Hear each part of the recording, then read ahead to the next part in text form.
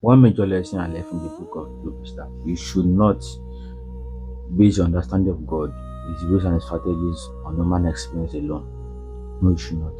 Because God is incomprehensible and unfathomable. This was the mistake Job's friend made. They judged him through the lens of their understanding of God, assuming God was dealing with Job because of some hidden sin and wrongdoing. They totally misdiagnosed his situation.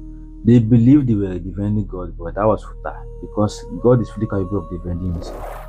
What I find remarkable is that despite every calamity that struck Job, he never blamed or cursed God. Even God himself testified that Job was a man of complete integrity. Job was an immensely wealthy man, yet his heart remained devoted to God. He was far more concerned with God's testimony of him rather than his material wealth. Now, let me correct a misconception here.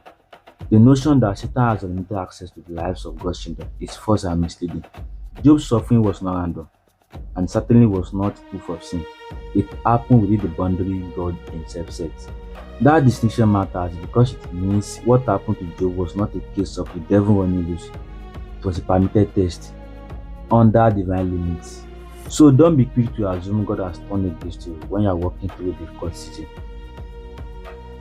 It might simply be a test.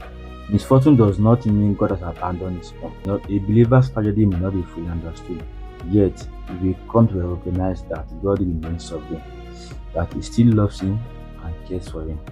This is what Job eventually learned. And note this: if God declares you upright and blameless, then that's exactly what you are.